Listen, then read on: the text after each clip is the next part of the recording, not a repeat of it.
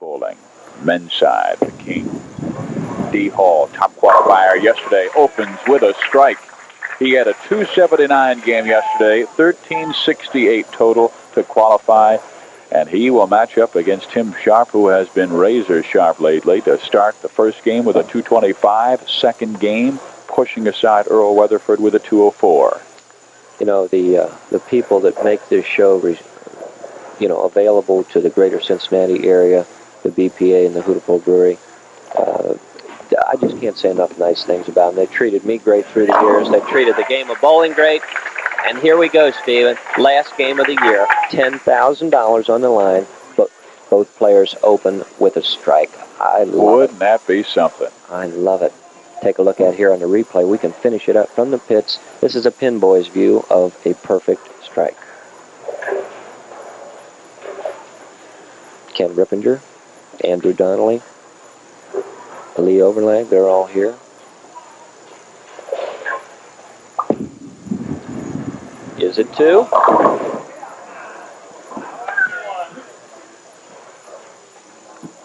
All the pressure. Now, D. Hall. It's only one chance left at it, and I really want to give it away, Steve. There's D. He has had 8 300 games in his fabulous career. Again, that 279 yesterday. Hasn't been on TV for 7 years. Tim Sharp picking up the spare. Oh, it's tough to make the show, Steve. I've said it several times, but D has been working on the weekends quite a bit, which did not allow him to actually come out and try to compete on the King near as much as he would like. A strike in the first frame. Can he continue? Oh, no. Oh, my. Where's that check at, Steve? He just goes back in the vault till next year. You said he started. When last time it was on TV, he had an old mustard ball. He said it was the ugliest thing you ever saw. Yeah, it was an old ball. Everybody's got their old standby. Let's see if he can pick this up.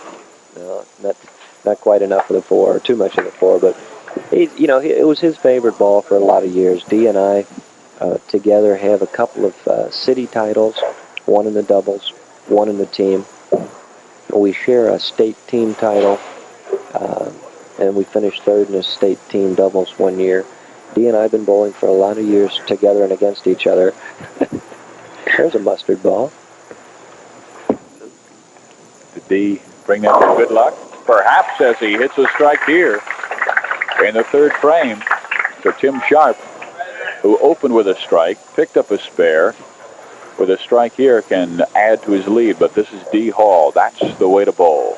Perfect ball.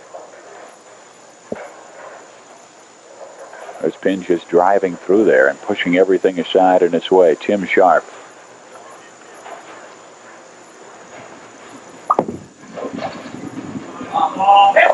There you go. Look, there you go. Ball. Thought it looked close enough. Al Catoro over there, he's looking on, cheering the pins down. That's a fine little house, Steve. Check this strikeout on the replay. He trusts it. He gets it out. The ball's been going heavy before. Now he trusts it. Goes into a roll. Head pin, center your screen, going to the wall, kicking off, leaning on the 7. Now the 7's not quite sure. Yeah, might as well fall. It was that head pin and just the top of it, tipping that 7 enough to make it drop. He has another strike. That is 3 out of his first 4. Don't go away. We are going to close out the season with a barn burner. I can feel it. Right now, Tim Sharp has the advantage. 22 pins in the lead, but only because D. Hall on this lane in the second frame threw a great shot and left a 4-9. This time only the 4-pin, but right around the pocket, Steve. Gentleman, a great athlete, excellent golfer. He has had a hole-in-one in his career. He bowls in the 70s, 80s. Golfs, I should say, shouldn't I? If you're bowling in the 70s or 80s, you're not qualifying for the show. If he ever bowled a 70 or an 80, I think he'd quit. Well, I tell you what, as every place we've been every week, we're treated great here. The proprietor, Larry Strouder, fantastic job. Manager, Will Constable, really make us feel welcome here at Loveland Lanes, the last show of our 1984 season.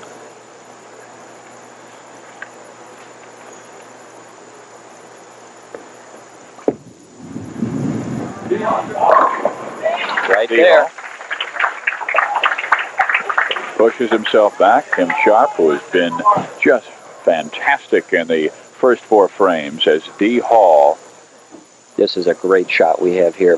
Playing further out in the lane than anyone else. Now watch the ball go into a roll. Finishing very high in the pocket. Driving the head pin straight back. The last 2 pins you saw were the 7 and the 9. Double working. Big shot. Identical leave to D. Hall, but from a completely different area of the lane, Steve. Both leaving 4 pins on the right lane there. Well, Tim Sharp showed us his poise, his savvy, his determination to come back from a 39-pin disadvantage against Earl Weatherford to win it by 5. And 21 pins to the good right now. There we see a bit of a smile on that occasion from Tim Sharp. He knew, getting a sigh of relief there as he just did kick it aside. On the replay here, we can see why he signed. Let's take a look. Let's stick a piece of paper between that ball and the pin there, Stephen. Oh. What do you got, about? Yeah. About an eighth of an inch, huh? About as wide as a quarter. D. Hall knows that he can get back in the match, but he's got to start striking. Well, I tell you what, when the ball left Tim Sharp's hands, he kind of was a little off balance when he let it go, with the ball doing its job, clearing the pins and pushing the ball to the end. Well, that's a sign of a great bowler, making that last-minute correction at the foul line.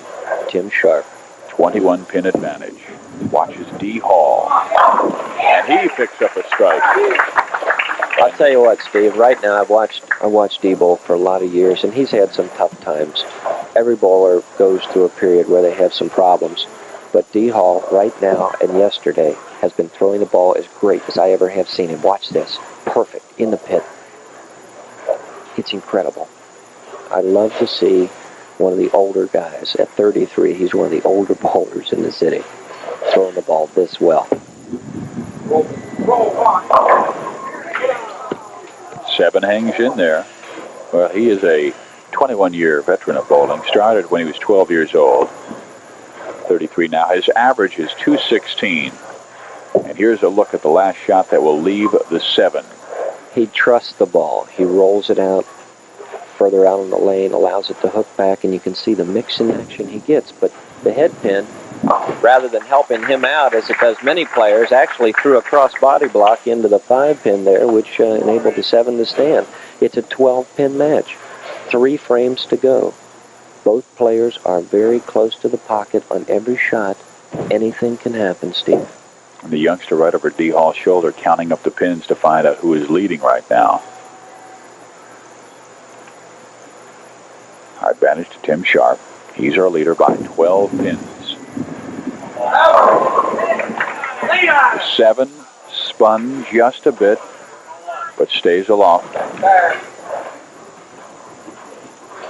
We can check it out here on the replay as to why. Again, the same mixing action that D. Hall had before leaving the 7.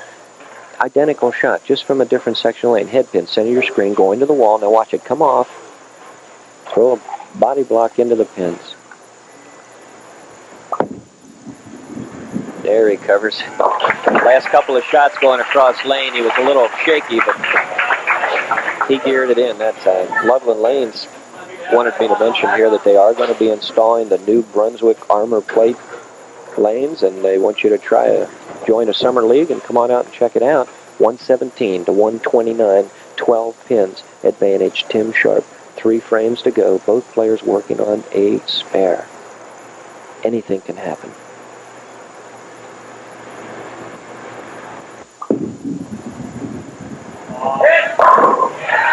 It was only perfect. Boy, he has been tough. First game, he had a 225. Second game, a 204. And this is one big reason why Tim Sharp has the advantage on D. Hall. You can see it here. Acts just perfect. In the pocket from a good angle on the lane. D. Hall's got to get back in the match. He matches him strike for strike. Now the first player to come off the string is in big trouble. That was a powerful looking strike that time, too. It swept those pins aside so quickly. Well, Tim Steve, Sharp. I'll be honest with you, Steve. Every ball D's thrown has been right there. It's been a great match, and D's score isn't reflective of how well he's bowled. He's got to have this one. Big shot. There's the fortune helping him out that time. It looked like he might leave two, and then they were knocked aside. With that shot right here, D. Hall cuts the lead to 2 pins. He knows it, gives it his best shot. Watch it here on the replay. Head pin again to the wall, come off, and instead of interfering this time, takes out the 7 pin. 2 pins. You can see it on the score. Advantage. Tim Sharp.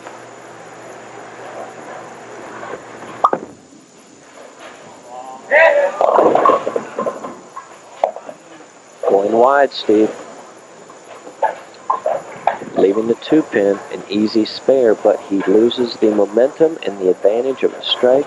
D's got one working. Don't go away. It's a 10th frame game. $1,800 is on the line.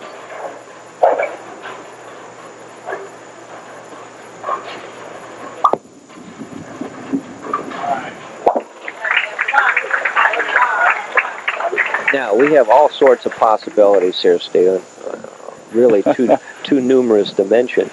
But Tim knows his position right now. The only thing he's thinking about is 1 strike at a time, throw as many points on the board as he possibly can get, and then hope D. Hall falters.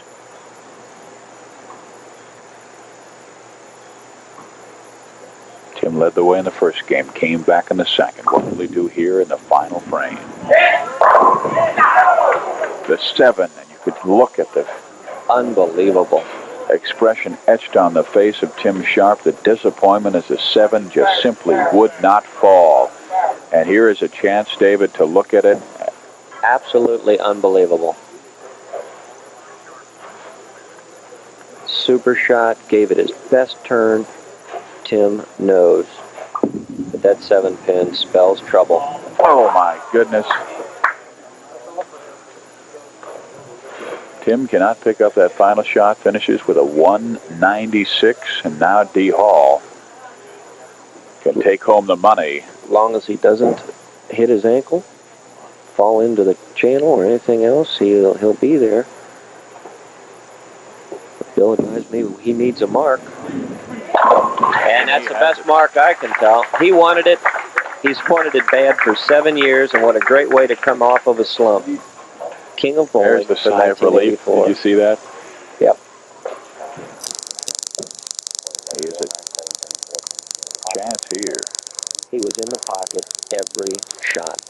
D. Hall, a great champion, 1984. He's the man. Did it hit his ankle that time? No. Going to finish out here with a 2-1-0. Tim Sharp is not happy, but I'll tell you what, it's tough to win. He bowled a great game. He'll be around for a lot of years to come. Just so happens today, this man, D. Hall, is going to be our champion. Indeed. D. Hall, Tim Sharp, shaking hands. Hall, the winner, though, of the $1,800 grand prize in that beautiful trophy here at Loveland Lanes. The BPA King of Bowling, new champion D. Hall for 1984.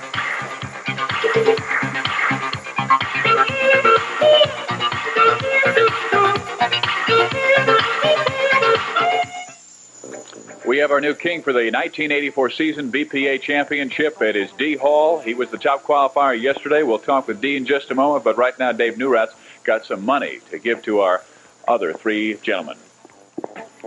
Makes me nervous holding this much money. This is great. Jim, great performance this weekend. On behalf of the BPA, Bo's going to give you your 4th place trophy, and I'm going to slip you a $500 check. Congratulations. Earl Weatherford finished in 3rd place. Earl, you gave us a lot of thrills the last couple of days, a nice-looking trophy, and $700. Congratulations.